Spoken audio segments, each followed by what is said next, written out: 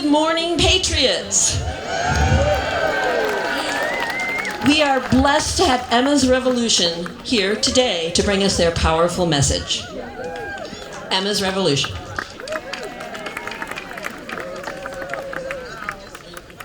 Hello, people! Come on, hello, people! It's morning, but we are going to make them hear us, right? Yeah. This is Emma. Not really. I'm the revolution, but really you are the revolution. It started here 250 years ago. It's starting again. Give me the song. Here's your note. We are the power and we know it in our bones. We are not alone and we grow stronger every day. We take down the tyrants with our courage and our spirit. We are strong and we grow stronger every day. Every day. Every day. Every day. Every day. That's your part. Ruled by generations, we will not obey. Every day. Every day. Every day. Every day. We are strong and we grow stronger every day. That's your part. Try it again. Every day. Every day. Every day. Every day. Fueled by generations, we will not obey. Every day. Every day. Every day. Every we are day. strong. We are strong and we grow stronger every day. We are the workers, built this nation from the ground. We can shut this whole thing down and we grow stronger every day. Their money and their greed won't bring the people what we need. We are strong and we grow stronger every day. Every day. Every day. Every day. Every day. Fueled by generations, we will not obey. Every day. Every day. Every day. Every day. We are strong and we grow stronger every day. We are the seeds, we are nurtured by the earth. In darkness is rebirth and we grow stronger every day. We will sing and shout until we force the rich boys out. We are strong and we grow stronger every day. Every day. Every day. Every day. Every day. Fueled by generations, we will not obey. Every day. Every day. Every day. Every day. We are strong and we grow stronger every day. This one. We are the people. You will never beat us down. We rise up from solid ground and we grow stronger every day. We are here to say no kings, no freaking way. We are strong and we grow stronger every day. Every day. Every day. Every day. Every day. Fueled by generations, we will not obey. Every day. Every day. Every day. Every day. We are strong, we grow stronger every day. Every day. Every day. Every day. Every day. Fueled by generations, we will not obey. Every day. Every day. Every day. Every day. We are strong, and we grow stronger every day. We are strong, we grow stronger every day. We are strong, we grow stronger. Every day. Every day. Every day. Every day. Every day. Every day. Every day.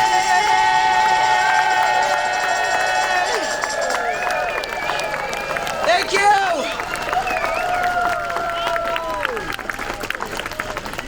Thank you, Emma's Revolution, and they will be back to end the program for us.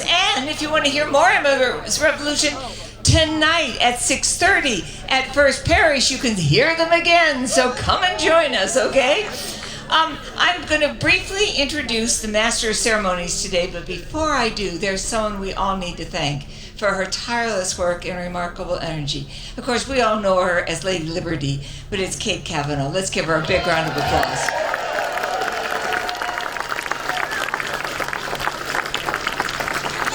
And an amazing woman and an amazing force that has helped put all this together in just the most seamless way. Okay, Jimmy Tingle is our MC, and you know him, right? He's a comedian, and he's a political pundit extraordinaire, and he's going to lead us through the program today. Let's give a big round of applause for Jimmy Tingle. Thank you, everybody. How about it for the one and only Diane Proctor, ladies and gentlemen? And Concord indivisible brothers and sisters. Excellent to be here today. We're going to have a lot of fun, ladies and gentlemen. I'm going to be your MC today, and we're going to start this off with a moment of reflection of why we're here today, folks. I want to introduce right now the Reverend Andrew Harris. First of all, I just want to say thank you to Diane, to Kate as well, to Eric, our sound person, Eric Kilborn. Ladies and gentlemen, amazing sound man. To all of the volunteers here today, but for our volunteers, the Colonial Inn, ladies and gentlemen, and of course the Concord Police and Fire Departments, ladies and gentlemen. Our first responders were awesome helping us set this up. So thank you so much to our first responders in Concord. And right now I would like to introduce an individual who I had the pleasure of seeing speak at the ICE facility in Burlington at the bearing witness protests on Wednesdays and Saturdays a few weeks ago. The Reverend Andrew Harris is the pastor and ordained minister of the United Church of Christ in Burlington. He's an activist who cares about the incarcerated by ICE, and his strong, clear voice will serve as a reassuring welcome to us this afternoon. I had the pleasure, like I just said, of meeting and hearing him at the Bearing Witness protest at the ICE facility in Burlington. We're there every Wednesday and Saturday. If you want to join us, please welcome a spiritual warrior for justice, the one and only Reverend Andrew Harris.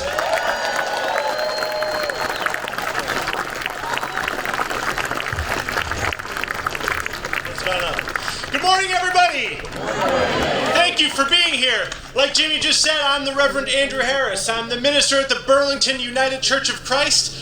And 6 months ago, 2 people went outside the Burlington ICE detention facility just to see what was going on. 6 months later, this past Wednesday, we had 700 people outside that facility bearing witness to the injustices and the cruelty that's being perpetrated against our neighbors in that building. That's what we're fighting for today, so thank you all for being here. My friends, on a day such as this, in a place such as this, I cannot help but feel the weight of the past and the future bearing down on us. Reactionary forces seek to drag us back to a past of white supremacy, segregation, patriarchy, oppression, and exploitation. The past continues to bring itself to bear against us, as it always does, and as it always will. And the future. Oh, the future. That's what keeps us awake at night, isn't it? What will be? What is to come? And this unknown future is also what inspires us and encourages us to be right here, right now in the present, where the past and future meet.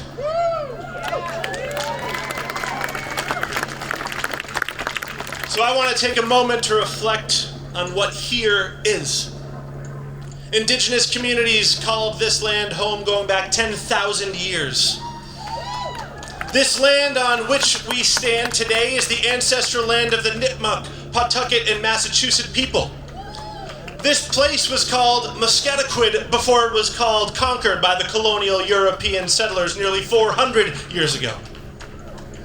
And all of us who gather here, in this time and place, wish to express our deepest respect to the Nipmuc, Pawtucket, and Massachusetts communities, past, present, and future, and we recognize the enduring relationships between indigenous communities and this land on which we stand today.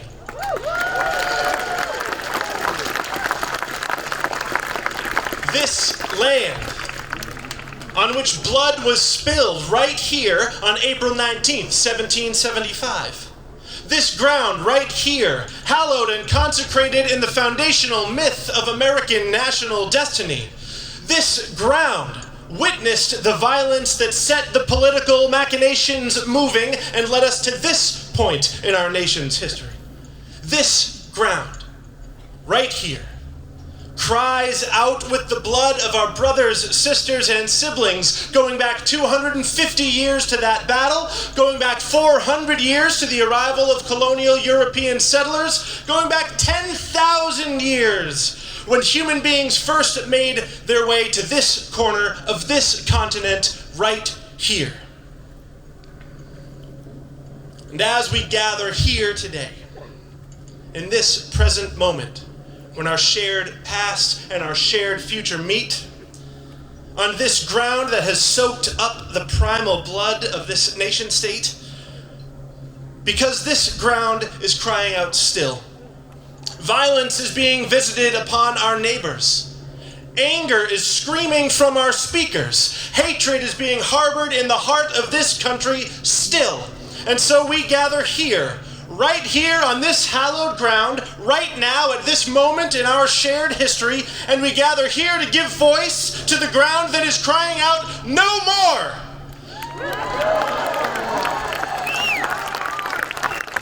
No more violence! No more oppression! No more exploitation! No more abuse! No more deceit! No more tyranny! And no more kings!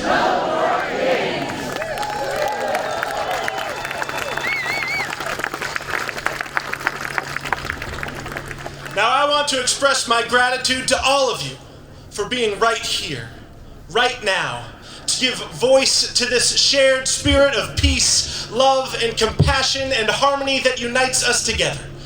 And so today, may our hearts be filled with gratitude for one another. May our spirits be filled with righteous indignation at the injustices that we witness every day. And may our voices be filled with hope as we, right here, right now, meet this moment and contribute our verse of love, peace, and compassion in the song of life. Peace.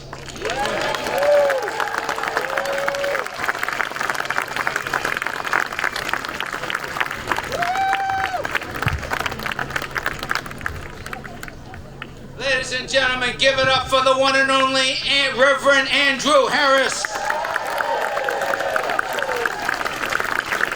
Alrighty, and we have an announcement, ladies and gentlemen. The Lost and Found Department has found a driver's license. The Lady Liberty will take it. We'll give it back to you. Because that's how we roll, ladies and gentlemen. Now, my friends, you saw Jimi Hendrix, and you've heard of Jimi Hendrix playing the Star-Spangled Banner at Woodstock. Yeah. I give you Jimmy Tingle at Concord.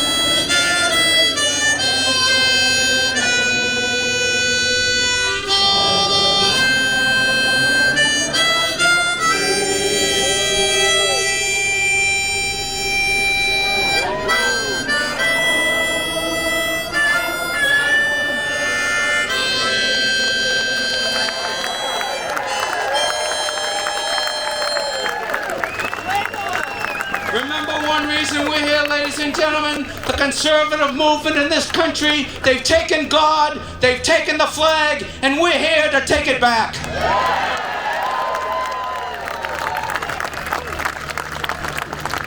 Right now, my friends, it's my pleasure to introduce our next speaker.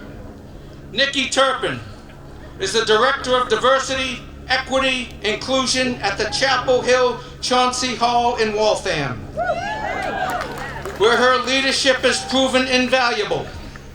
And importantly for today, Nikki is the co-president of Robin's House, a two-family home built around 1800 for the children of the slavery survivor and Revolutionary War veteran Caesar Robbins. She welcomes us this morning to this hallowed grounds. Please welcome the one, the only Nikki Turpin.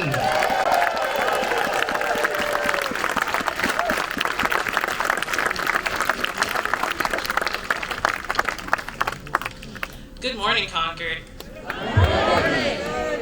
Standing near the bridge, the very place where a revolution began 250 years ago, I'm filled with both gratitude and profound sense of responsibility. Across the way stands Robin House, home to the legacy of Robbins and Garrison families, most notably Caesar Robbins, a patriot of color, who stood here on that fateful day, facing down the King's army, and Ellen Garrison, generations of Black and brown Americans who also fought for freedom.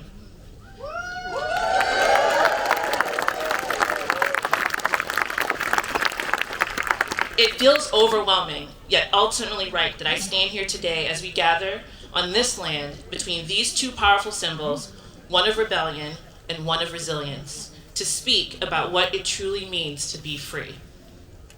This week, we all celebrated Indigenous Peoples Day, a day that now exists because people refuse to let the truth stay buried.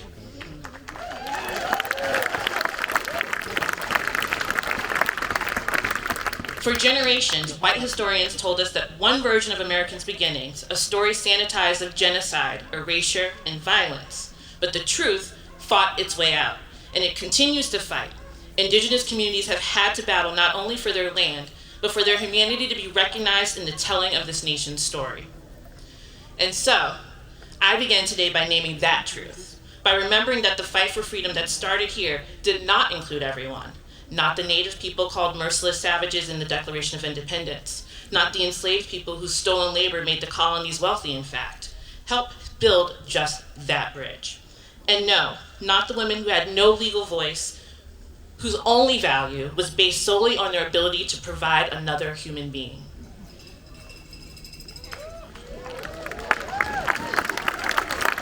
Yet, here we still stand, fighting, and trying to really define the meaning of freedom, and still trying to actually make it real. As I walked over the bridge this morning, I thought of the courage it took for people to stand there 250 years ago and face the world's most powerful empire. They risked absolutely everything. Their land, their lives, their families, because they believed freedom was worth it all. That same unapologetic spirit must guide us right now.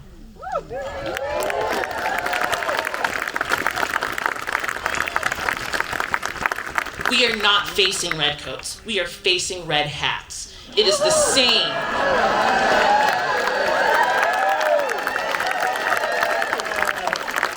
It's a shade of orange trying to describe itself as Christian, but really only standing for hate. We are currently living in a revolution, one that asks us not to fight a king overseas, but the kings we've allowed to rise right here at home, the ones of greed, of hate, and of fear.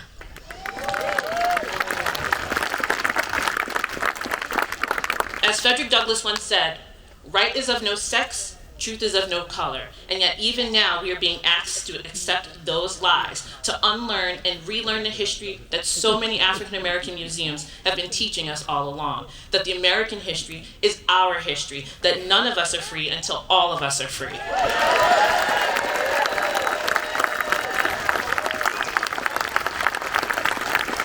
At Robin's House, we tell the story of Ellen Garrison, born right here in Concord, who traveled across the country as an educator and an activist activists to ensure that people who had been enslaved would truly be given the freedom that they were granted.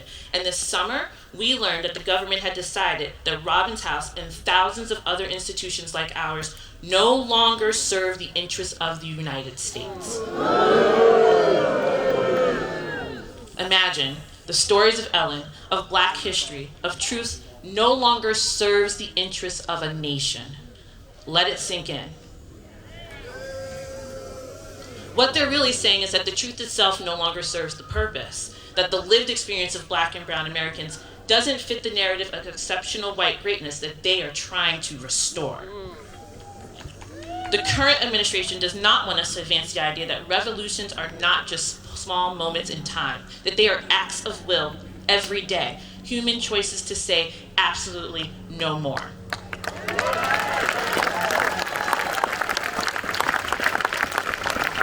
What we must say today is that our freedoms will not be stripped away from us. It is not happening, never again. And yes, it's scary. It was scary for the Minutemen who stood right here, staring down at a king's army. It was scary for the abolitionists, for the women of Seneca Falls, for Frederick Douglass, when he stood here in Concord on October 12, 1841, thundering truth to power. It was scary for Crispus Attucks, the first to die in the fight for this country's independence, a Black and indigenous man whose name is mostly a footnote in every history book still. But freedom has always been worth everything, and we cannot say we love freedom while ignoring those to whom it has not been given and has been denied. We cannot celebrate revolution while we are refusing and allowing it to not actually continue. I challenge Concord in every single community having a rally today to state that today, freedom, our freedom, is our revolution in this time, and we are claiming this one.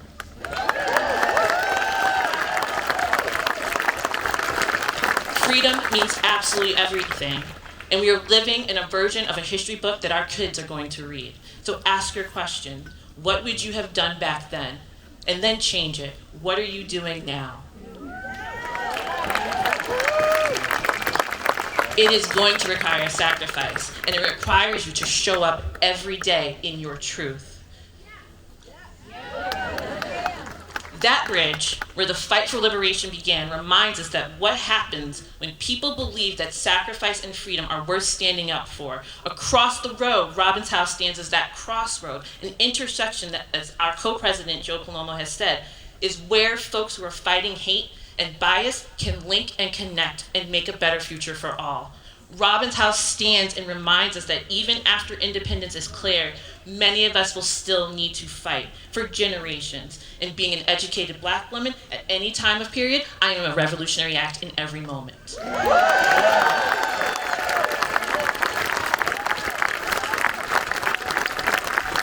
So today I ask you to remember the indigenous ancestors of this land. Remember the patriots of color like Cesar Robbins. Remember Ellen Garrison. Remember the enslaved hands that built that bridge. Remember the Declaration of Independence and its beautifully crafted words declaring freedom from a tyrant, a rule of a power-mad king. Remember that freedom has always been partial and conditional until we, people like us, demanded to be otherwise, because revolutions don't end. They evolve just like us. They begin again and again, and right here, right now, with us. Everything we do right now is a chapter for us to be proud of. The fight to be free of a king's wrath began here, and the fight to be free of oppressions continues here, and the next revolution is right now, because America has no kings. Thank you.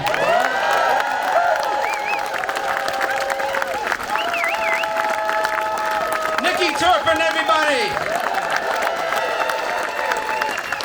Nikki Turpin. And please, when you get a chance, visit the Robin's House. It's right down at the bottom of the hill. It's an awesome place. Nikki would appreciate it, and they do great work there. Alrighty, ladies and gentlemen, we're here for a lot of reasons today, but one of the reasons I know many of us are here is because with Trump's attacks on people and organizations in 2025 deemed political enemies, I am reminded of the famous words written by a German priest who was jailed in Hitler's Germany. After the war, he reflected on what happened in Nazi Germany in this poem. First, they came for the communists. And I didn't speak out because I was not a communist. Then they came for the socialist. And I didn't speak out because I was not a socialist. Then they came for the trade unionist. Well, I didn't speak out because I was not a trade unionist. Then they came for the Jews. Well, I didn't speak out because I was not a Jew. Then they came for me. And there was no one left to speak up for me.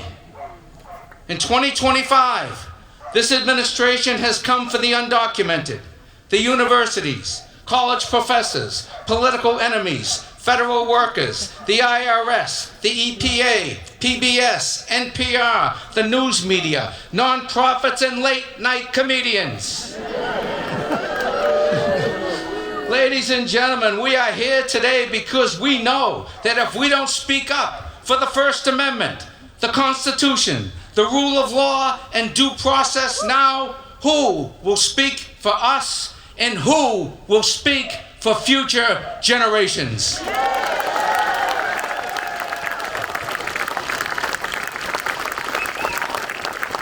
Thank you for being here, American patriots.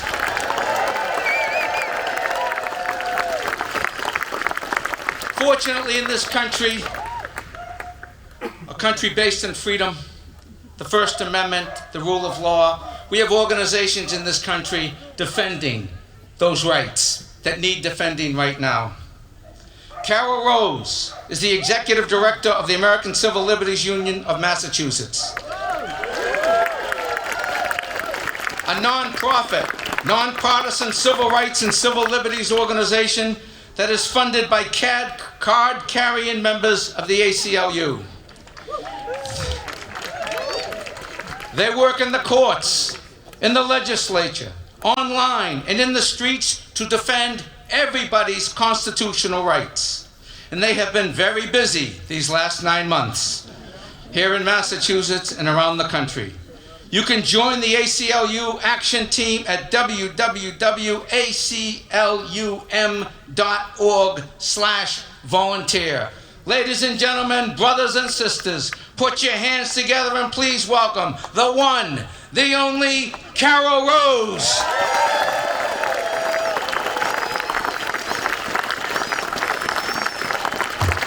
Thank you. Hello, everyone. Wow, what great energy. Yeah. Welcome, fellow patriots and free thinkers. My name is Carol, and I'm from the ACLU. You know, the Reverend Dr. Martin Luther King preached about the fierce urgency of now at another time when our democracy was under threat. And he called upon all the people to decide, what will we choose? Shall we choose community or chaos? And here today, gathered, it's clear, we're choosing community. And we choose community in order to stop masked federal agents and troops from invading our cities and towns. And we choose community to defend our democratic institutions and our public employees. We choose community to protect our colleges and our universities, our students and faculty, our scientific research, our art and the artists, our environment, and democracy itself. Yay. And we choose community because this is what democracy looks like.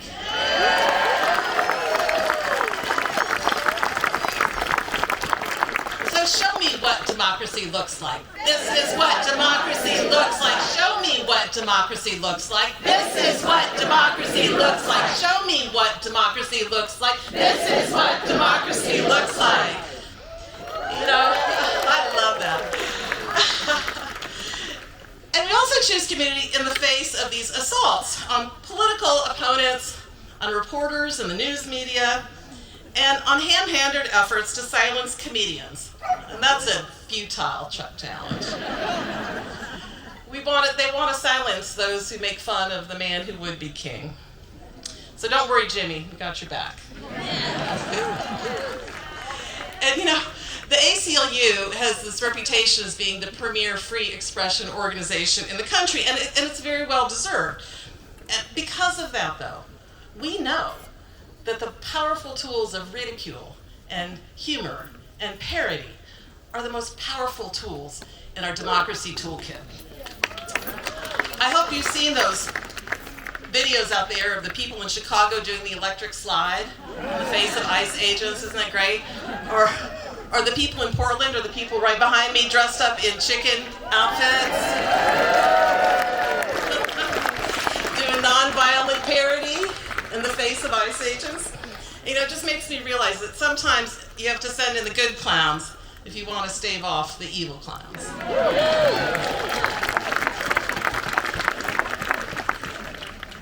But you know, all kidding aside, we gather in this historic site of liberty, my home, because we know it's a deadly serious business when the President of the United States tries to deploy the military against his own people. Or, yeah, what a federal judge called about his presidential order untethered from reality. Authoritarians attack our cities and our towns because it's America's cities and towns that are the lifeblood of our democracy. They're the heartbeat of our community. Cities and towns are where we gather for the stuff of life, for art and music, science, religion, commerce. Cities and towns are the centers of learning and experimentation, of self-discovery, of free expression, and yes, free thinking. We gather in the town squares so that we can reaffirm our collective commitment to democracy, because we know that dissent is patriotic and courage is contagious. And here's the good news that you all are bringing to us. You're bringing that. The people power is working. You know, today here in Concord and in 3,000 cities and towns across America. Yeah, people are gathering, and they're gathering to express their dissent and to say, no kings, no kings, no kings, no kings, no kings, no kings. You know, the power belongs to the people, and dissent makes a big difference, because democracy is a muscle, and the more you flex it, the stronger it gets. You know, and I just have to say, you know, we at the ACLU, we like to flex. We really do. Little Rosie the Riveter here, right? On day one of this administration, the ACLU went to court and said, we'll see you in court, and we sued to defend birthright citizenship, and we're going to continue to sue to defend birthright citizenship. And in just the last 9 months, we filed over 170 separate legal actions across the country to set people free and to defend democracy. By the way, 1 in 7 of those cases was brought by your ACLU of Massachusetts here in the Commonwealth. And our commitment to community and to the people in our communities is infused in every aspect of the ACLU's work. You know, one of the remarkable people that I know you all have heard about is an ACLU client and Tufts University PhD student, Rumeza Ostrom. Yeah. Back in March, you may have seen this really harrowing video in which a young woman, she's walking home by herself, she's talking to her mom on her cell phone, and she's suddenly kidnapped off the streets of Somerville. Right? She's kidnapped by masked agents and forced into an unmarked car. She didn't know who they were. She literally thought she was being kidnapped, and that was Rumeza. And yeah, she was. And within 24 hours, she was whisked away in this van from Massachusetts up to New Hampshire and then over to Vermont, and then ultimately put on a plane and detained in a for-profit prison in rural Louisiana, thousands of miles away, all before anybody could locate her. We stayed up all night trying to find her. And we did, finally. And then we represented her. And you can ask, why would a graduate student be subjected to this nightmare? She had a valid student visa. She'd committed no crime. She posed no danger to anyone. Rumeza was targeted solely because she had co-authored an op-ed in her student newspaper, the Tufts Daily News, about a year before her abduction. That was the only reason. In all these months of litigation, that's the only reason that she was abducted. That's it. She was stripped of her visa, she was torn from her community, and she was thrown into a damp and crowded for-profit prison for 45 days. And it would have been longer if not for the really quick action of her community and the lawyers from the ACLU and from other law firms that we work with. It was a multi-state, multi-movement effort to set her free. And we did. Rumeysa is now free, and she's back with her community and continuing her studies on childhood development at Tufts.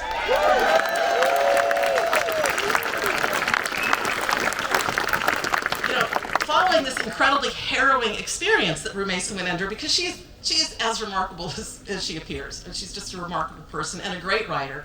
And so she authored this essay about her time in detention, where she doesn't talk about herself at all. She talks about the thousands of other women and men who are imprisoned in these rural Louisiana detention camps, and she talks about what she learned from the women she was imprisoned with, about their courage and their resilience and how much they taught her about community.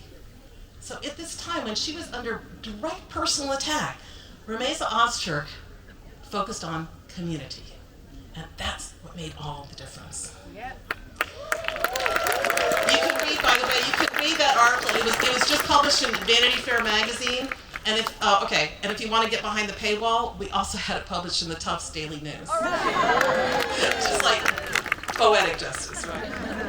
So you should go read it. It's quite moving and uplifting. Our work to set people free continues. Right now, the ACLU is in court here in Massachusetts again, still, to defend the rights to academic freedom and scientific research from illegal funding cuts by the NIH. Yay for science. ACLU lawyers are in court literally every day, fighting for due process for immigrants and for equality for LGBT and transgender people. ACLU advocates and volunteers are in the legislature every day to urge passage of laws to ensure racial equality and data privacy, and to protect the rights of patients and providers to bodily autonomy and reproductive health care. ACLU organizers and volunteers are also out in communities across Massachusetts and across the country giving Know Your Rights trainings and family preparedness trainings for people who are most vulnerable, immigrants and their families, and people who want to be bystanders, and people who want to go out and, yes, thank you, stand in front of the ICE detention centers. Know your rights. Knowledge is power, and the ACLU can give trainings for anybody who wants to have them. Because your ACLU is not going away. And we're not backing down.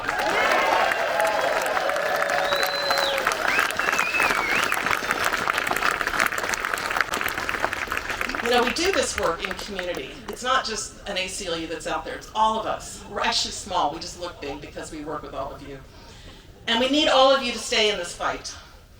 Today, I urge us all, I invite us all to translate our dissent into action. You can join the ACLU Action Team, what Jimmy talked about, at aclum.org/volunteer, but you can also join or continue to join Indivisible, the League of Women Voters, NAACP, Common Cause, one of the many faith groups, mutual aid societies, and those who bear witness on the front lines. Whatever organization, whatever action speaks to your heart and your talents, deploy those, use those. Because this is an all-hands-on-deck moment to save our democracy.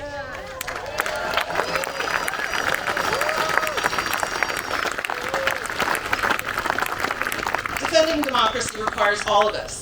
Artists, activists, grandparents, parents, siblings, children, business people, labor unions, students, scientists, faith leaders, healers, helpers, everybody, to be a part of this movement, because together we can use the power of the people. I see these signs on people power, I love them, and we can translate that power of dissent into action.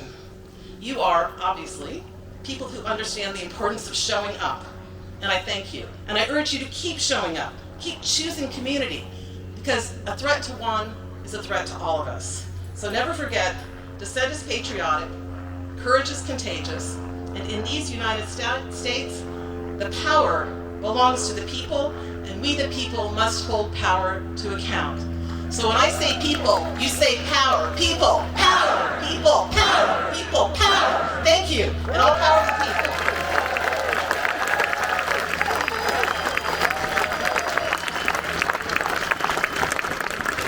How about it, ladies and gentlemen?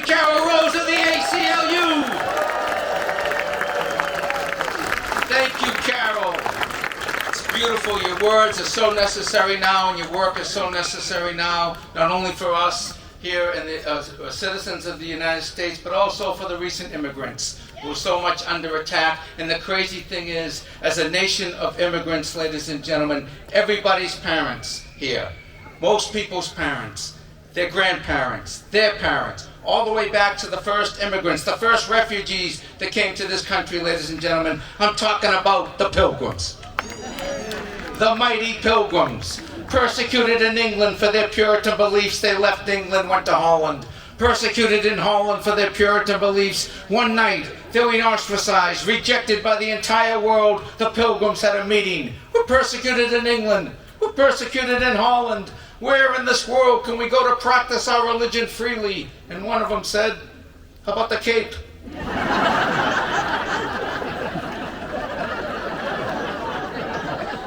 The Cape? Could we get a place? It's the off season, and it's 1620. So 100 pilgrims got into a boat the size of, well, the tiny little boat, a little bit bigger than this tent, the Mayflower, and they set sail for the New World. They were aiming for Virginia, got blown off course, ended up in Provincetown Bay in the winter of 1620. Yes. And even in 1620, you could not get a place for 100 people in Provincetown. They were offered a place on Route 6. They said no. And here we are, ladies and gentlemen, 400 years later, and there are still people coming to this country for freedom. Religious freedom, political freedom, economic freedom. And you look at the risks that many of these people have taken to come here. Are they not, at a certain level, modern-day pilgrims? Are they not? And I'm not advocating for illegal immigration, but somebody has to look at the employers, ladies and gentlemen. The employers who hire people. I'm not advocating for illegal immigration, but I would just like to say this. These people, based on the risk, the ambition, the courage, the initiative that it takes to come to this country, are they not modern-day pilgrims? Would they not make pretty good citizens? Think about this. Think about this. Sneaking into a country to work. That's incredible. That's like somebody breaking into your house to clean it.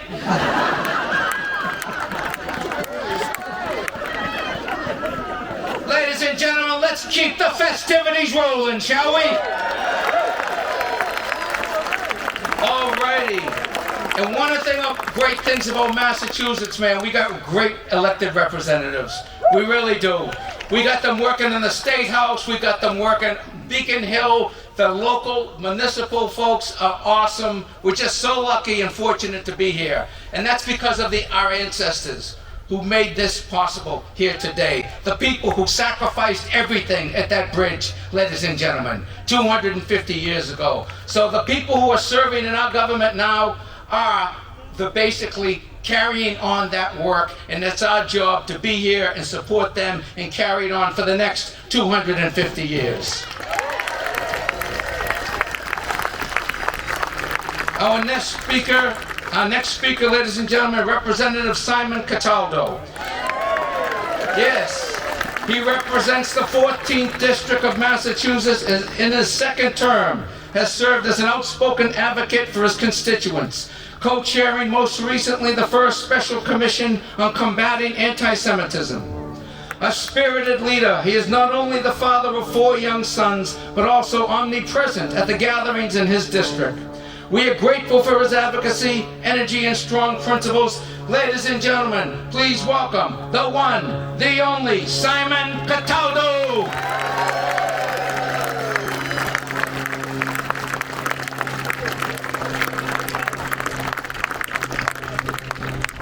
Jimmy, first of all, I want to assure you that I will not be in office in 250 years. Can we have a thank you to the organizers of this amazing rally?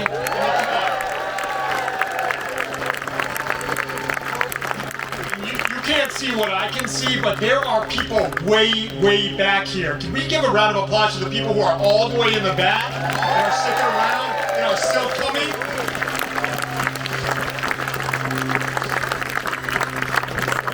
about, I don't think this has been done yet today, but if it has, it's worth a second time. How about a round of applause for the people who can ensure, who do ensure, that we can exercise our First Amendment rights safely. I'm talking about the Concord Police Department, the Concord Fire Department, NEMLAC with the state, the Park Service, which still has funding.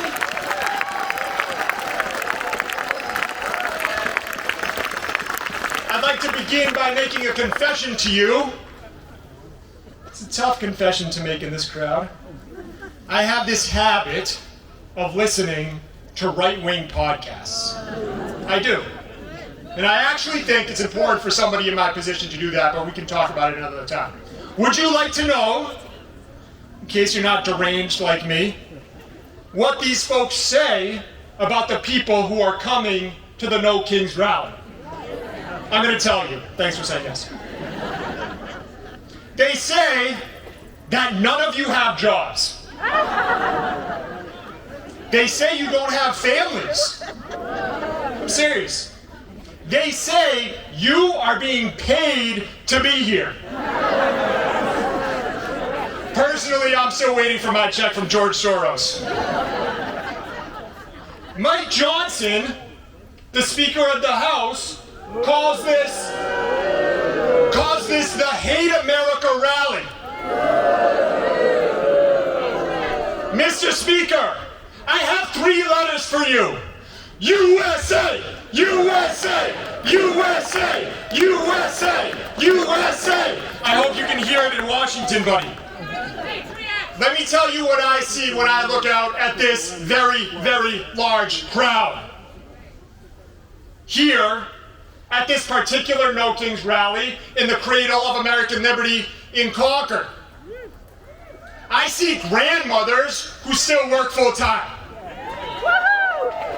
I see veterans of our United States military in this crowd. I see teachers.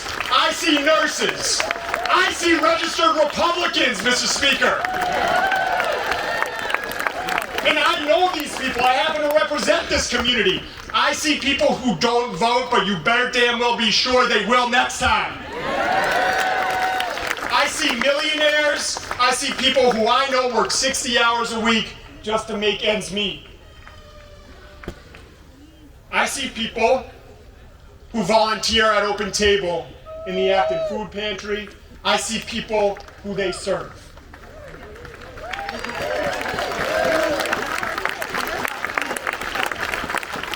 I see people for whom this is their very first political rally, and you can be sure it won't be their last.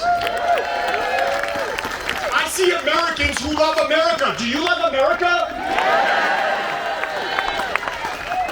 Loud enough for Speaker Johnson to hear you, please? We're in Concord, for God's sakes. Nobody loves this country more than us. I see people I agree with. I see people I disagree with. I see people who voted for me. I see people here who campaigned against me and might again, depending on how this speech goes. I see patriots. I see patriots who understand in our bones that what Nicky Turpin said is true. I see patriots who understand that the battle waged on this hallowed ground is not done. Donald Trump thinks that he has a monopoly on patriotism. He does not even know. I see people who do know that we are the stewards of the democratic legacy left by the men and women who started all of this. I'm talking about the legacy of Cesar Robbins, and he should be mentioned twice today, who stood on this soil on April 19th, 1775 with his slave owner, and later, when he took back the thing that God gave him in the first place, which was his freedom, he chose to use his free hands to rebuild the Orb North Bridge.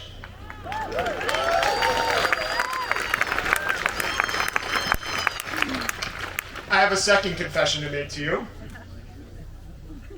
My outfit may give it away. I do not want to be here right now. What Donald Trump and his right-wing cheerleaders don't understand is that on this beautiful Saturday in October, in the cradle of American liberty, we have other shit to do. Don't get me wrong. I love you people.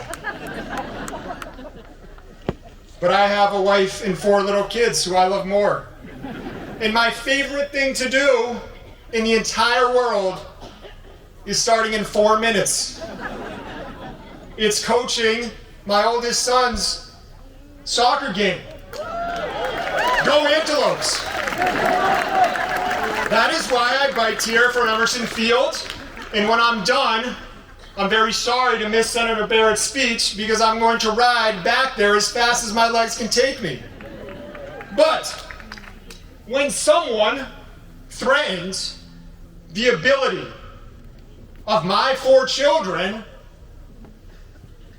to have their right to self-determination, I know that I need to be here with you, just like you know that you need to be here. When someone threatens to drive a stake into the legacy of natural rights so carefully crafted 250 years ago down the street at the Wright Tavern in First Parish Church, I'm willing to skip the things I love the most, just like you are.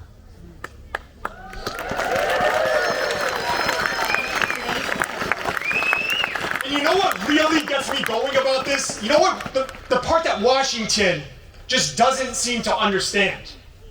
It's that when left to our own devices, without encroachment in federal overreach, we, the people of the Commonwealth of Massachusetts, are really damn good at governing.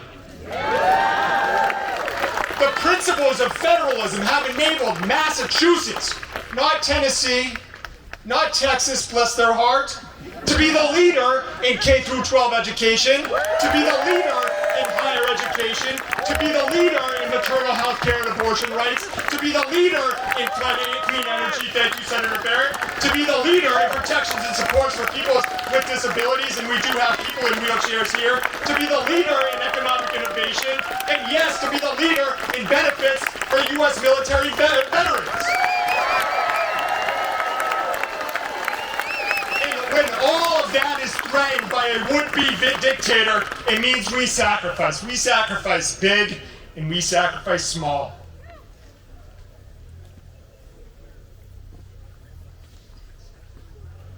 I didn't leave my sons at their soccer fields. I came here for them. For my children and for yours and your grandchildren and your great-grandchildren, and that's why you're here too. Mr. Speaker, get that through your head, buddy.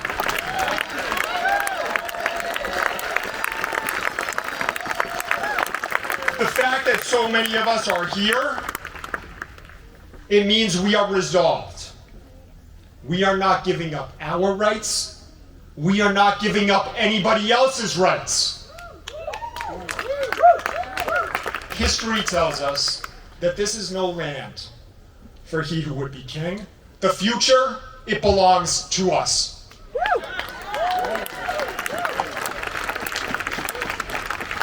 And one more thing, because I can't help myself. J.D. Vance.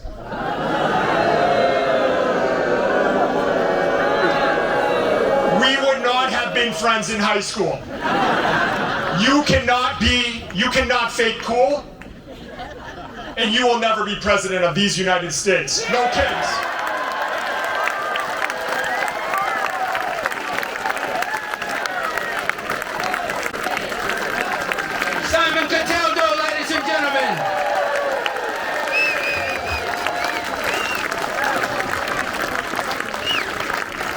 Let's remember in November, ladies and gentlemen. Let's remember in November, because we have a lot of calls to action here today. There are QR codes going around to sign up for Indivisible. On their website, they'll show you all the things you can do to get involved, not only here in Massachusetts and New England, but around the country. We got serious elections coming up this November and just a month away, ladies and gentlemen. In Virginia, in New Jersey, we have important things to do. You can get involved. You can help elect people like Simon and like our next speaker, Mike Barrett, because these people are on the front lines. They're taking the incoming from the other administration, and they're standing up for what we believe in. So we want to support them and people like them all over this country. And Indivisible, thank you, Indivisible. Thank you for organizing all these amazing people. Our next speaker, ladies and gentlemen, I had the pleasure of meeting Mike about 20 years ago. He was running for governor. I remember I did a fundraiser back then. He inspired me back then. He inspires me now. Because the way Simon just said, every piece of progressive legislation that has passed in this state, our Senator, Mike Barrett, has been on the front lines of every single progressive piece of legislation, ladies and gentlemen. He's our senator for the 3rd Legislative District. He's an outspoken advocate for the rule of law, climate health, and a powerful presence for Massachusetts independence during these trying times. We are very fortunate to have him on our side. Ladies and gentlemen, put your hands together for the one, the only, the legend himself, Mr. Senator Mike Barrett.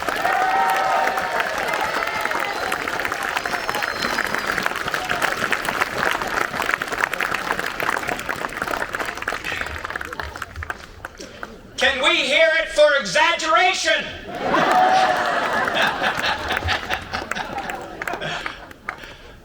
A little historic perspective will do us all, I think, a lot of good. Let's remember what we felt like 7 months ago, let's say.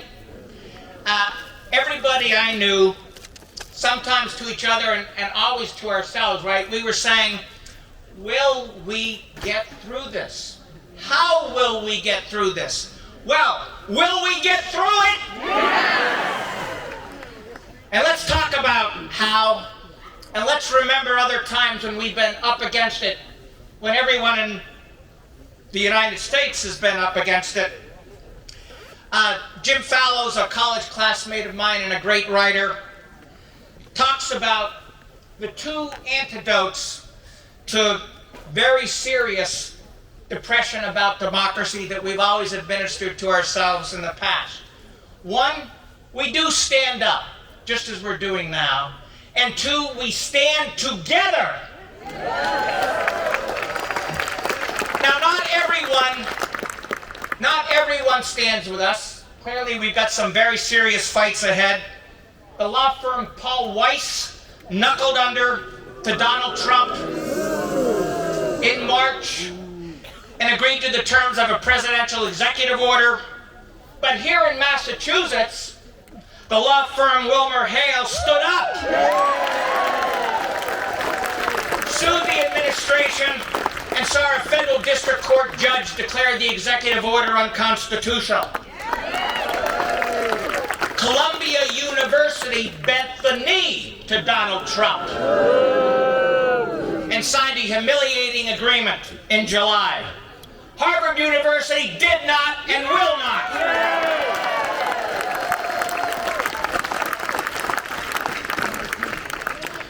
The richest CEOs of the biggest tech companies in the United States went to the White House and acted like knaves in a play from the 15th century, kissing the king's butt. But a lot of their employees have insisted that we're in a country where that kind of subservience makes no sense. And we want to give a salute to MIT and to Brown, which just this month said no to the compact that Donald Trump would have colleges and universities sign. We will get through this because we are standing up and we're standing together. And also because we've been through something like this before. We've seen this play. For those of us who are a little older, we stand together because, as terrible as this moment is, we remember. Some of us think back to 1963 and the assassination of the youngest person ever to be elected President of the United States, a son of Massachusetts, John F. Kennedy. We remember what followed Kennedy's death. American cities coming apart because of race. Harlem in 1964, Watts in 65, Newark and Detroit in 67. None of us can forget 1968 and the assassinations of Martin Luther King and Robert F. Kennedy. And running through all of this, the disillusionment and death of Vietnam. Can you get it away from me? Things were very bleak back then, and they got worse. On opposing the Vietnam War and supporting civil rights, we never really got a majority of American voters on our side. In November of '68, just 9 months after Martin died, 6 months after Robert Kennedy died, Richard Nixon was elected president. And then he was re-elected in 1972. Those were shattering experiences for many of us. And yet, after 1963, after the assassination of JFK, some of us who are here today bore witness to the passage of the great Civil Rights Acts of the 1960s. That was our response. Real progress, if granted over a very low benchmark. Black people unable to ride in buses, stay in hotels, use the same bathrooms. Later in the same decade, somehow occupying the same space and time as the assassinations of Martin and Robert, we saw the rise of the women's movement, and the gay rights movement, and the disability rights movement. And a lot of us made it to the first Earth Day in 1970. Actually, I missed it, but I meant to be there.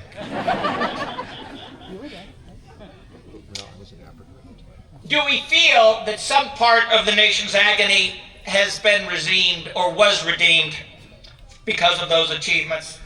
Not that the breakthroughs demanded the terrible price we paid. There was no equation exactly, but we did know we had persevered through some very difficult times. We were changed by them and steeled by them, and look where we came out then in the movements that I just mentioned. Some good things somehow. Today, no question, a different situation, but not entirely.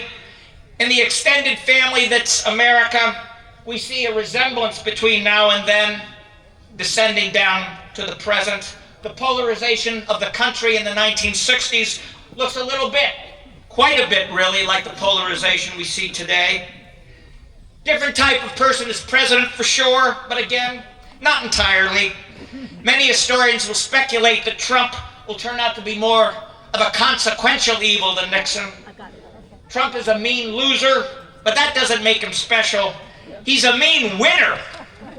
That's where he stands out among human beings and among presidents. Nasty street, nasty guy, a really mean person, a thirst for vindictiveness and revenge that cannot be satisfied.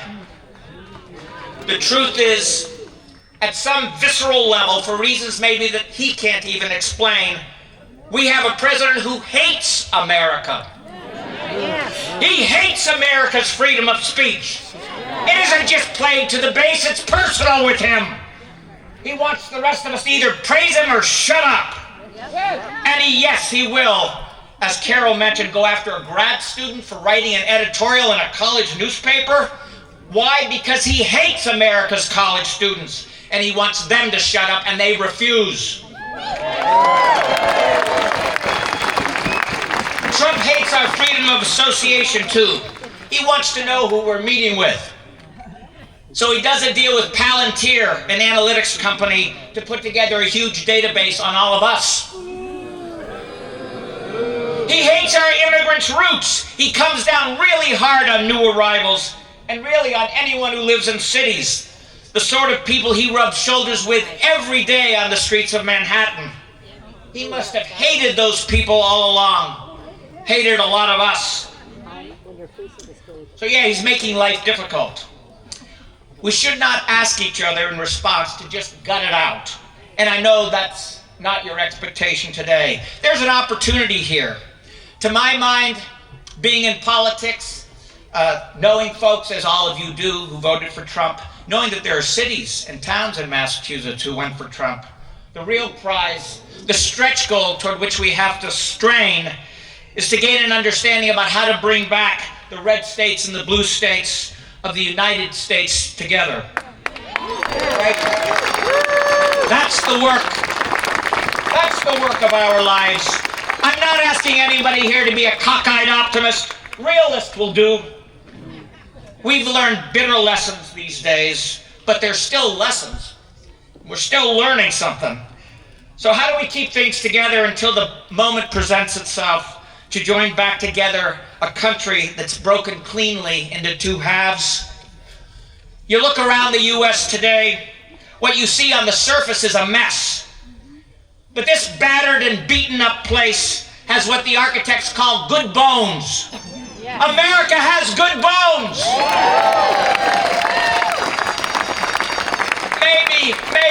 Maybe it's not the very best constitution humans could ever have possibly devised. Maybe there's a little work to be done. But it's a pretty good document. However, the improving that it needs, well worth saving, worth protecting, preserving, restoring, worth reuniting a nation for. And because we're realists, we asked, well, where do we begin this work? I suggest we begin, and I want to echo Representative Cataldo here, by making sure that this old house, the Commonwealth of Massachusetts, be in good shape. We want to check on the goodness of these bones. So here's a study out this past April, best and worst states in the United States for children's health care. Important to know. 50 states plus the District of Columbia ranked from best to worst. Massachusetts, number 1. We are the best state in the United States if you've got a sick kid, and that's important to know. And not that we wish bad health on any kids anywhere, but just saying, Texas is number 50. Shame on you, Governor Abbott. Look at another slew of data. Best and worst states for personal safety. And we're talking about personal safety for people of all ages. The data measures safety from mass shootings. There are the numbers out there. From terrorist attacks. From natural disasters. From hate crimes. 50 states, again, ranked from best to worst. Top 4, Vermont, Massachusetts, or Avis. We've got some work to do. Vermont, Massachusetts, New Hampshire, and Maine. And where are things not so safe? Where are things not so good? Bottom 4, Louisiana, Mississippi, Texas, and Florida. Now there's a third data report I happened to see, best and worst state economies measured by state GDP per capita, invention patents per capita, educational levels of the workforce, the rate of new business startups. Where do we stand? Top 4 states among the 50 states are, in this order, Massachusetts, number 1, then Utah. I guess Mitt Romney can claim credit for both. Washington State and California. I mentioned state economies last because we know Massachusetts is about to take a hit. Times are going to get tough for the entire country, New England included. But is Massachusetts resilient? Yes. Do we have the means of engaging in some self-remedy? Yes. And self-protection during Trump? Yes, we do. Thank you for providing that answer. And in the meantime, as we endure, we do have institutions ranging from our universities to our hospitals and medical schools, to our law firms, to our state and federal courts, and to, yes, our actually not too shabby state government. We have the institutions we need that display character and courage under stress. And most of all, we have each other. We have all of you. We have in Massachusetts a civic culture, plenty of citizens who take an active role in their communities. The state has great bones because you make sure that the rest of us do our jobs. You're aware and you're attentive to the building blocks of neighborhood and community and make sure that they don't fall apart. Now, some of you are my age, more or less, but I'm told in any event that Dr. Seuss is ageless, that his advice is offered to our grandkids just as it was offered to us. In 1970, at the end of the 1960s, he wrote the Lorax, I think it was, unless someone like you cares an awful lot, nothing's going to get better. It's not. Look around you. Consider the time you're putting in. You care an awful lot. And you're keeping up the place pretty well. You're protecting your own lifetime investment in democracy right now in this field. For that, I really do want to thank you. On to the great mission of reuniting a sprawling national family whose members have fallen out with each other. Let's talk this through. Let's get to work. Thank you.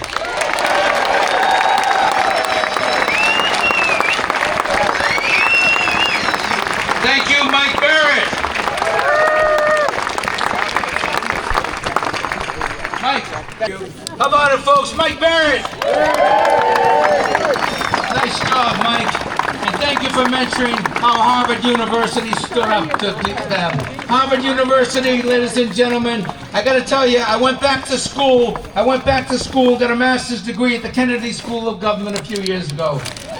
And I just want to say something right now. The great thing about going back to school in your 50s, you get the student ID and the senior discount. So I highly recommend it. And he talked about Trump cutting back the science and the research and all this stuff from academia. It's crazy because all that stuff has worked.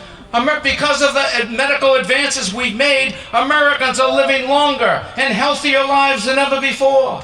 They say 60 years old is the new 40. I love that. 80 is the new 60. I love that. 100 is the new 80.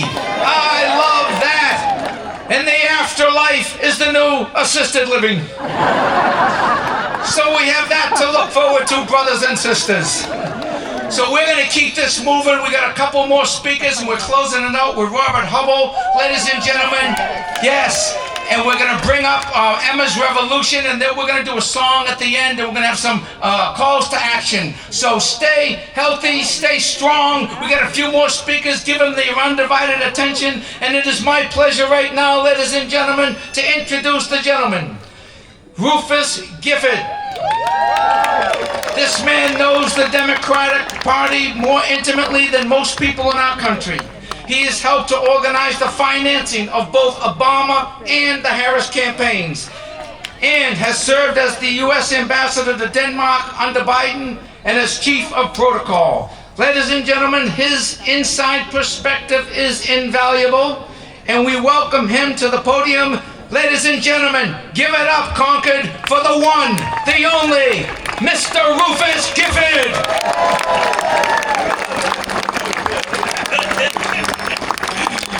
Quite the introduction, Jimmy. Thank you.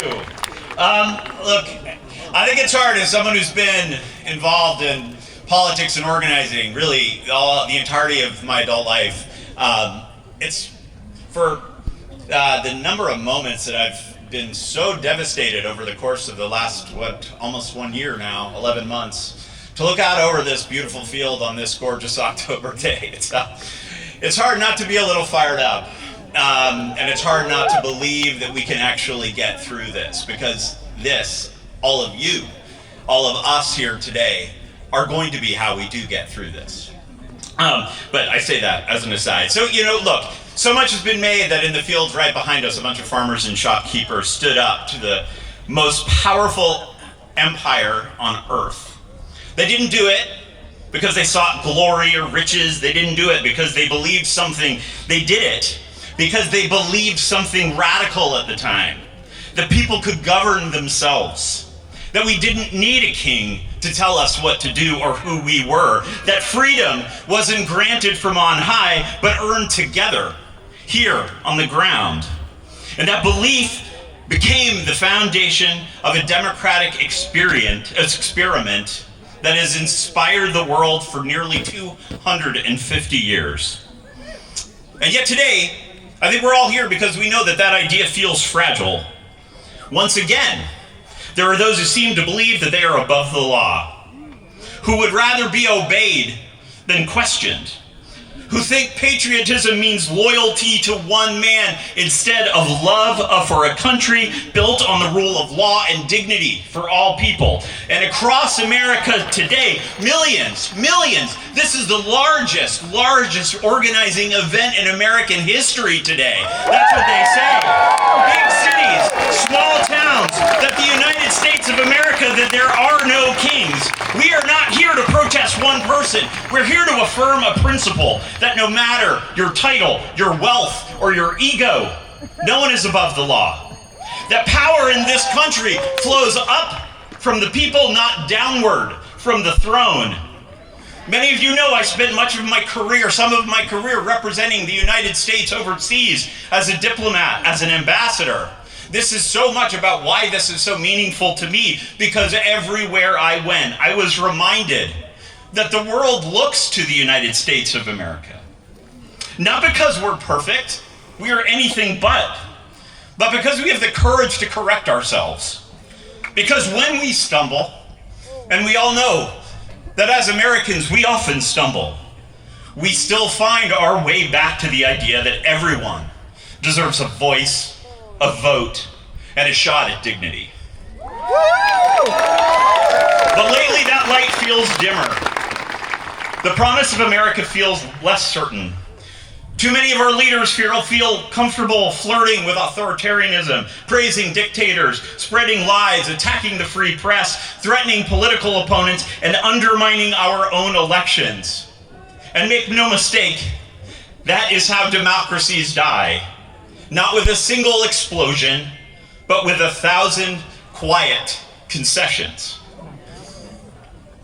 And our leaders today have disdain for all of us here. They call us, those of us gathering here today, they claim we hate America. They have called us anarchists. They have called us terrorists. But we've got a message for Donald Trump, we've got a message for J.D. Vance, and we've got a message for Mike Johnson. We're here because we love America. And when something we love is breaking, it's up to us to fight for it. When you send masked men to round up people in the streets without warrants, when you send the military into American cities, when you pardon violent criminals and your friends while you indict your political enemies, when healthcare is stripped from millions of Americans, when you side with dictators over our friends and allies, when you call climate change a hoax, when you install hacks to oversee our public health, when you bail out countries around the world while not paying American workers, when you and your family enrich yourselves on the backs of Americans, when you cancel cancer research over a grudge, when you routinely belittle and put in danger the most vulnerable people in our communities, when you ignore rule of law, decency, respect, and basic humanity, we're going to show you how much we love America, and we're going to speak out. Donald Trump wants us to be overwhelmed, to accept his reality, to settle, to bury our heads in the sand, to be afraid. But those of us here today, we're not afraid. Millions are gathered around this country today to let our voices be heard loudly and clearly. And we're not going to stop here. This is not just about one No King's Day on October 18th. We will organize, we will work, we will vote, and yes, we will win. We love America just that much, and we're not going anywhere. Thank you.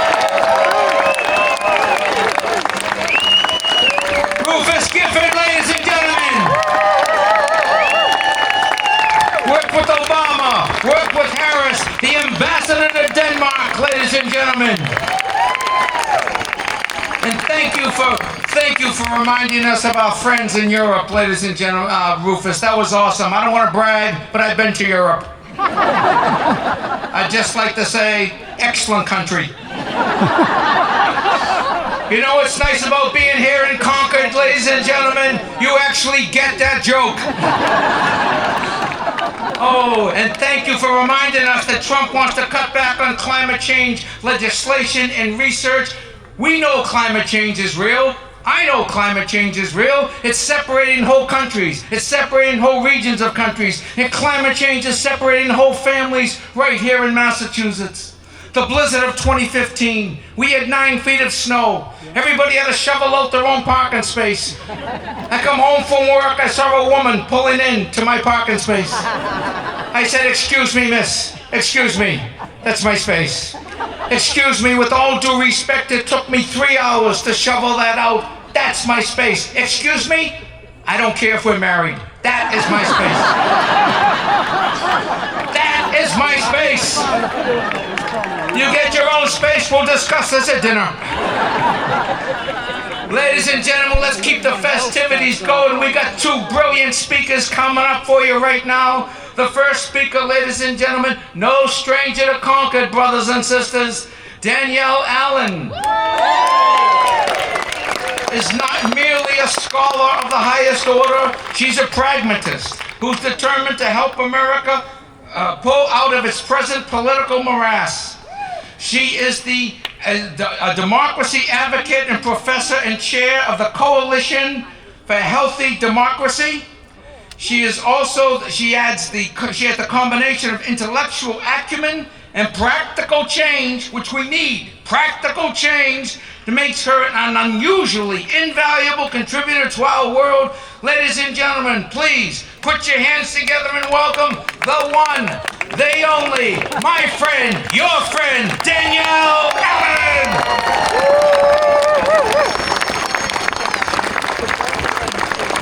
Good morning, friends,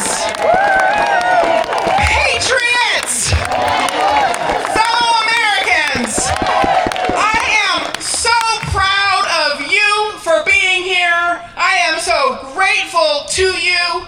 I am so grateful to Indivisible for getting us all here. Thank you, Indivisible. I am so grateful to the Concord Police and all of our emergency personnel for keeping us safe. One more thank you. We are all here for the same reason. No kings. Let me hear it. No kings. Again, no kings. Now, do you want to know how to have no kings? Yes. All right, that's what I am here to talk to you about. How exactly we will have no kings. We have done it before. You know we have. We know the bridge is over there. We know how people did it. We also know we do not want a bloody revolution. Am I right? Yes. We do not want a bloody revolution. Therefore, we have to achieve no kings without a bloody revolution. All right, that's the big how question. Okay, you listening to me? Yes. You've got 5 fingers, right? Most of us, some don't, that's okay. Use a toe, anything else. 5 things to count with. There are 5 things we have to do. Litigate. Thank you, ACLU. Thank you, Harvard. Thank you, every organization that is supporting that litigation. Second finger, elections. All right? Elections. I don't care what party you're in, Democrats and Republicans. Find your pro-democracy candidates. Do not let them not talk about democracy. Require them to explain how they will achieve no kings. You got it? Yeah. Elections. Third thing, showing up, just like this. Showing up makes common knowledge. It is how we learn together about what matters and what to do. Showing up, third finger, okay? Got it? Yeah. Litigation, elections, showing up. Fourth thing, mutual aid. Mutual aid. There are all kinds of people out there who are facing threats right now. They just plain need help. They need safety. They need sometimes people to speak for them, to be a voice for them. Show up for people. On my way here this morning, I was running late. I saw a guy on the sidewalk, writhing and groaning in pain. People were walking past here in Massachusetts. I stopped, I called 911, I waited until the ambulance came. We have to be there for each other. All right? That is about our souls. And I do not care if people are red or blue. We have to reorient our souls to be there for each other. Fourth finger, mutual aid. All right, you're thinking, okay, what is the fifth finger? I know about all those other four. The fifth finger is state power. Yes. State power. States control our election systems, not the federal government. Our election systems are broken. We know that. We are really watching the brokenness right now while Texas and California escalate polarization through gerrymandering. But the whole structure is broken because of that polarization. What does that polarization cause? It breaks Congress. It makes Congress dysfunctional. It gives us a Speaker Johnson beholden to the president, not leading his own branch, his own body as independent power, but beholden to the president. That vacuum, that breakage of Congress is what has made it possible for Donald Trump to claim excessive executive power. All right? So here's the little trick of it all. If we want no kings, we have to save Congress. You got that? Okay, so what do we want? No kings. How do we get it? Save Congress. What do we want? No kings. How do we get it? Save Congress. Now, we partly save Congress through elections. You're already working on that. But the other way we save Congress is by changing our election procedures. We have got to get rid of party primaries. All right? Gonna sound counterintuitive, but we've got to do it because what that then requires is that candidates run to the whole electorate and they can't be captured by a small partisan base. Marjorie Taylor Greene elected by 8% of the people in her district. Why? Because of gerrymandered partisan primaries. Now, here's the other wrinkle though. This is where it gets a little hard. Who can make that change? The only states in the country that can help us get on the right path to de-escalation are one-party states. One-party states. Why? Because you can reform in one-party states without changing the balance of power. We call these in my work tipping point states. The states where we can get the right reforms through to change how our federal system operates. We will change the whole dynamics of our politics. We will make a president like Donald Trump impossible. All right? But the tipping point states are not the swing states. The swing states are the 50-50 states. We're all paying attention to the swing states. We've got to pay attention to the tipping point states too. Which ones matter for 2026? Oklahoma and Massachusetts. Two tipping point states. We both our states will have ballot initiatives to replace party primaries with an all-party primary. All candidates run on the same first ballot. They still run with party labels. Top two go forward to the general election. Okay? All-party primaries. That is how we save Congress. We free Congress from partisan, gerrymandered modes of election that mean they are only responsible to 8% of the electorate. All right? That's a lot to take in on a sunny Saturday morning in a big field. Okay? But so what I really want is for you right now just to remember the 5 things that we all have to do. And this is really hard because at the end of the day, it would be nice to just have to do one thing. But as you've heard, this is not an ordinary moment, okay? This is a different kind of moment, and so we actually have to use all 5 of our fingers to do 5 things.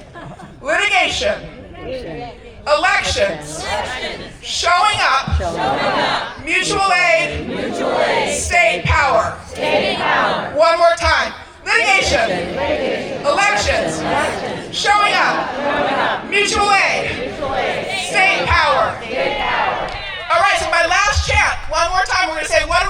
How do we get it? What do we want? No kings. How do we get it? Save Congress. What do we want? No kings.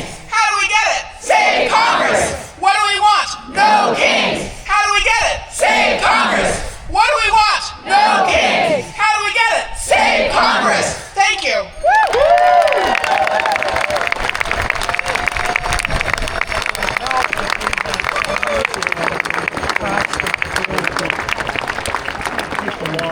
Photo, ladies and gentlemen, Danielle Allen.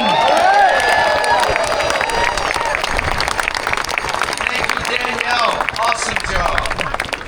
Alrighty, right now, my friends, we have our closing speaker, and then we're going to do a little tune with Emma's Revolution and make some announcements, and they're going to join me up here for a little music. But right now, ladies and gentlemen, we're bringing up a really, really special guest, Robert Hubble.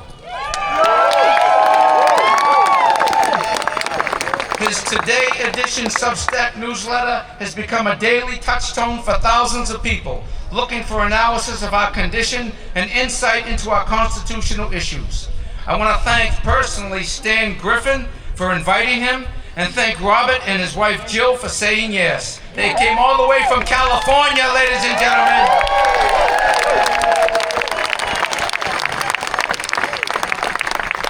And they are the calming, leading voices in this resistance.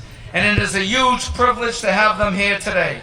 Please welcome the one and only Robert Hubble and his awesome wife, Jill Bickett.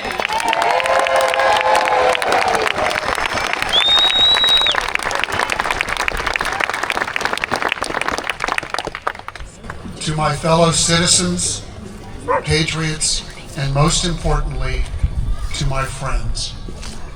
We are gathered here on sacred ground in the ongoing battle to protect democracy. We are engaged in I hear the request that I speak louder. The local law enforcement has asked us to reduce the volume on the speakers, so I will do my best.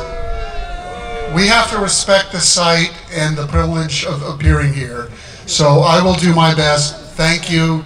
And if we could just have a little bit of quiet, I will continue. We meet on sacred ground in the ongoing battle to protect democracy. We are engaged in a noble struggle, one that commenced on this site 250 years ago, and that will continue until after we are all long gone. But I am here today to say that we will prevail in that struggle to preserve democracy. Every generation must reclaim democracy for itself. We must make it our own through bravery and sacrifice, through constancy and loyalty, through vigilance and dedication. Ours is not going to be the generation that falters. We will succeed in passing on the flame of liberty to future generations. It will not be easy. Defending democracy has never been easy. It is not for the faint of heart.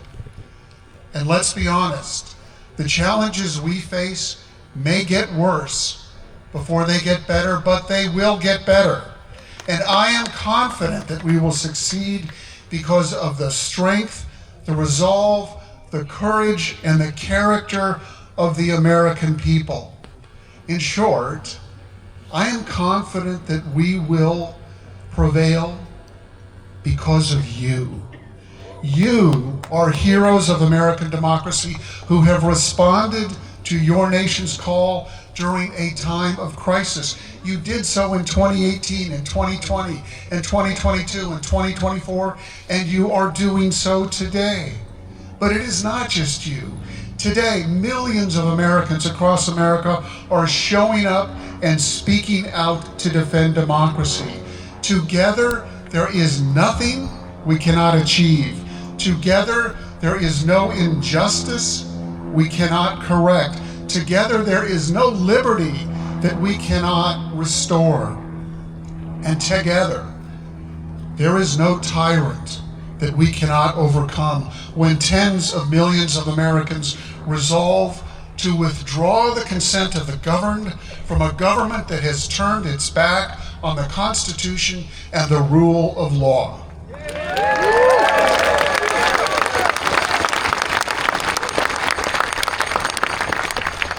I want to take one moment to talk about how we're feeling. This is a difficult moment. And the question is, why is it difficult? How many of you, like me, feel anxious and sometimes frightened and bewildered? Show of hands. Well, if you feel that way, what it shows is that you are human and that you get it, that you understand the seriousness of the threat we are facing. The problem is the people who don't feel that way, the people who think that this is business as usual. It is not. We are living in a moment where the corporate news media has shrunk the news cycle to 15 minutes. Consequential stories at 10 a.m. in the morning are old news at 4 p.m. That is a torrent of news that exhausts us, that enervates us. That's the point. And the media has adopted a revenue model that relies on provoking the fight or flight response. They know that drives clicks. And they have been cowed into silence. They bow and scrape to avoid offending the president's delicate feelings and his monstrous ego. And the press engages in false equivalency that punishes Democrats for being responsible participants in democracy, while Republicans lie with impunity and are rewarded for trying to burn it all down. We live in an age of asymmetrical truth. We live in an age of asymmetrical truth. Democrats are held to an exacting standard of veracity and accuracy whenever they speak. But the president and his enablers spin grotesque lies that go unchallenged.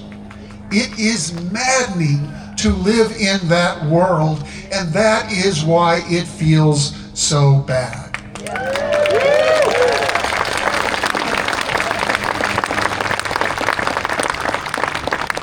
And we have all watched in horror and disbelief as the president has abandoned the Constitution, aided and abetted by Congress and the Supreme Court. The guardrails of democracy have been demolished without regard for the consequences, so long as the president's personal agenda is advanced. So yes, let's admit it. This moment does feel worse than others, and in some ways it is objectively worse. But with a little bit of perspective, we can see that we have been here before, that we have prevailed over longer odds, and that we can do so again. We must place ourselves in the perspective of the long arc of American history. We stand on the shoulders of those who came before us. We stand on the shoulders of the colonists who fought and died on these fields. They faced the great unknown. They challenged the empire that ran the world, and they had no assurance that they would win their first battles with the British.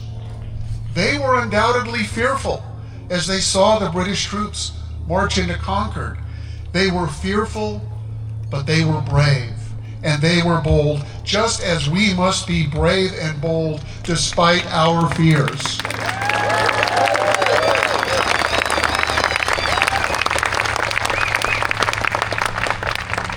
But the victory 250 years ago in these fields serves as a caution to us. Not far from here stands a statue in honor of the Minutemen who fought and died on these fields. That statue was erected on the 100th anniversary of the Battle of Lexington and Concord. That statue was cast by smelting 10 cannons used during the Great Civil War, a war that followed the Battle of Concord by only 85 years.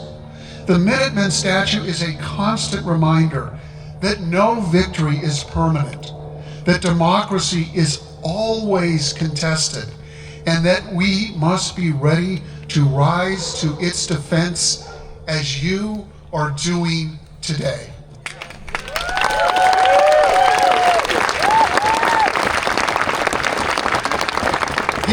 People often ask me how I can maintain my sense of optimism and hopefulness.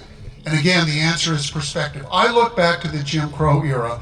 I look back to the civil rights activists who protested and were beaten and jailed, and their response was to protest again and to be beaten and jailed again and again and again. And they did so, having no hope that they would see the day when the Jim Crow era would end in 1964 and 1965. And those civil rights activists continued the fight, despite voices telling them at the time to quit, to look away, to be quiet, not to speak up against injustice, to give up because resistance was useless, or rather that good behavior was the way to get what they wanted. Well, let us reflect for a moment on John Lewis, who stood at the foot of the Edmund Pettus Bridge on Bloody Sunday, looking up at the rise of the bridge. He could not see on the other side, not knowing what awaited him. And as in our day, there were voices in his own movement telling him to turn back, to retreat, that his actions would not prevail. And he refused to listen to the doubting voices. Instead, he marched to the top of the bridge and into history. And in doing so, he carried us on his shoulders to this moment.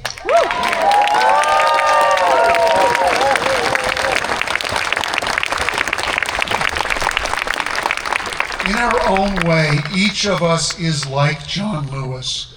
We are being hectored by doubters and doomsayers who urge us to give up, who tell us that all is already lost because of maps and spreadsheets and algorithms.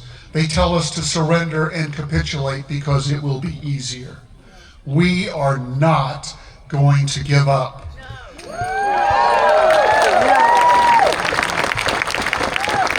On Bloody Sunday, as John Lewis lay on the ground with a fractured skull, it appeared that he had lost the battle. But with the perspective of time, we see that John Lewis achieved a great moral victory because he refused to quit. And 50 years later, John Lewis would march across the Edmund Pettus Bridge arm in arm with the first black president of the United States.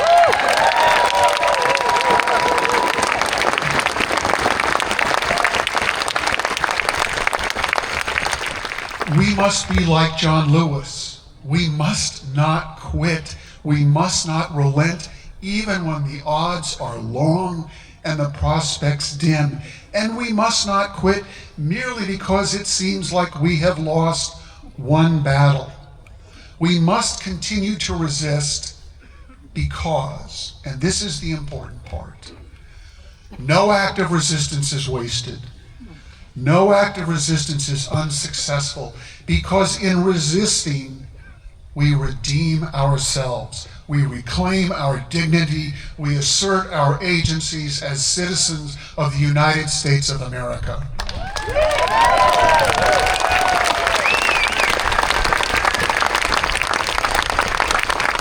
And I want each and every one of you to know that every act of resistance matters, no matter how small, no matter how unsuccessful it may seem. If you are standing by a roadside by yourself with a sign, that matters. Rosa Parks engaged in a small act of resistance in 1955 by refusing to give up her seat on a bus, and that ignited the Montgomery bus boycott. But in truth, black civil rights advocates had been refusing to give up their seats on segregated areas of public transportation for 100 years before Rosa Parks. In 1841, Frederick Douglass refused to leave a whites-only train on a car in Lynn, Massachusetts, only 20 miles from Concord. And for the next 100 years, Black Americans refused to give up their seats. They plowed the ground for Rosa Parks through their persistence and determination, making it fertile and open to the possibility of change. And that is what you are doing today.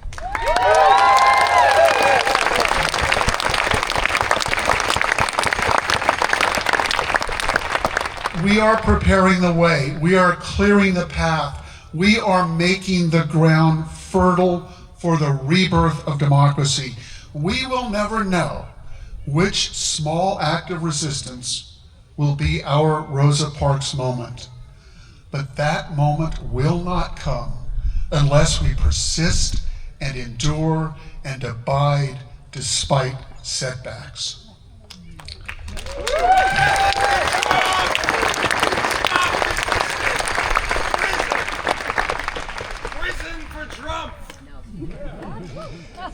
Now, I know that some people sometimes feel like it cannot happen soon enough, and they worry that they will not see the fruits of our labor. And so let me leave you with this thought. If our job turns out to be holding back the tide, defending the bulwark so that future generations can succeed, then that is a sacred duty. And we should be honored to perform that duty on behalf of our nation and on behalf of democracy and on behalf of future generations.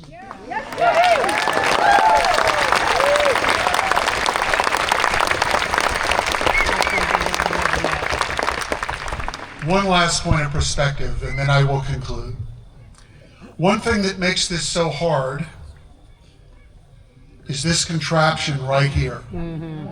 We live in a vast country that has heft and momentum and scale, and yet it's frequently reduced to 2 inches by 4 inches, or however big this screen is. We look at this and the universe collapses in on ourselves. This is not America. This is not the American people. If you want to know the American people, look around you, or better yet, get in your car and drive 50 miles in any direction and get out and look what you will see. And you will see Americans going on about their lives in peace and harmony, wanting nothing more than to build a better life for themselves and for their children. That is America. That is what we are fighting for.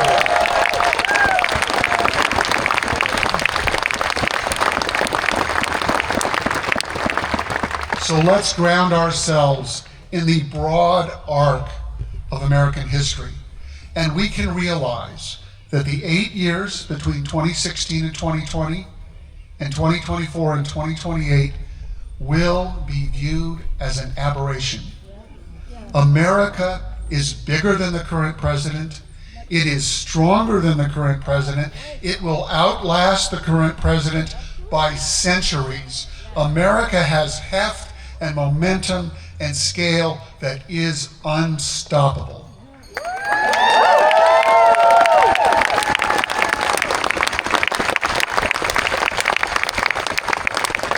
And future historians, when they write the history in the annals of America about this moment, they will say that you are the true patriots. And they will say that the president was an enemy of democracy and was stopped by ordinary citizens who cared enough about their country to take to the streets in peaceful protests until their voices overwhelmed the president's enablers and corporate masters, so that we could reclaim democracy for our generation and for future generations to come. God bless you all. You are the true heroes of democracy.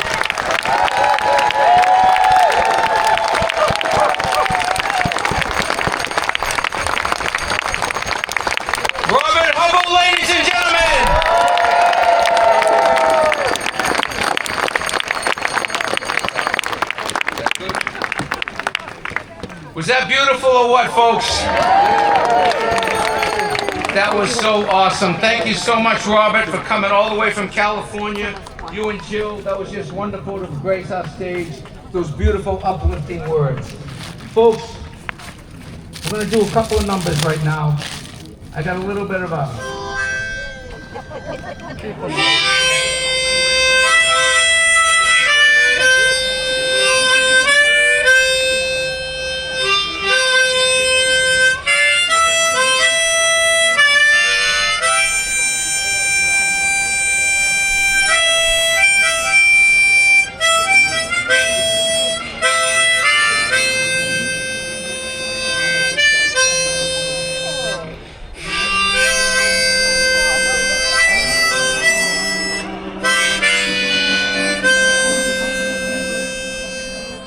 "1748, slave ship off the coast of Donegal, Ireland. Captain John Newton at the helm. Storm at sea. Huge waves crashing over the bow of the ship. Captain John Newton, 26 years old, starts to fear for his own mortality. And he starts to pray like he never prayed before. And he makes a deal with God. He says, God, if you save us, I'll change my ways. I'll get out of the slave trade. As legend has it, the storm subsides, the ship gets to shore.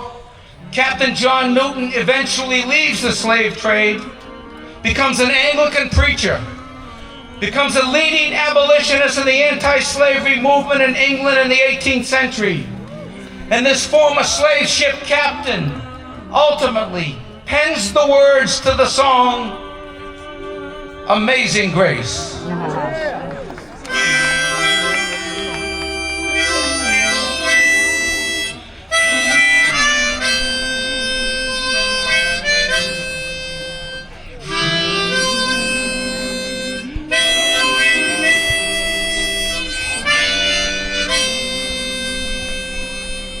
People change, governments change, policies change. We're going to be okay, my friends. That is our message to you today. We're going to be okay. But we're going to need help. So God, help us. Help us to do what we can, where we can, how we can, when we can. Because faith without works is dead. So we can build, in the words of Abraham Lincoln, that more perfect union. And the government of the people, and by the people, and for the people, shall not perish from this earth. And when future generations pick up a phone and reach out for help, whether it's healthcare, housing, immigration, transportation, education, human rights, civil rights, reproductive rights, LGBTQ rights, veterans issues, small business issues, or substance abuse disorder, the answer on the other end of that phone always will be, this is America. You called the right place.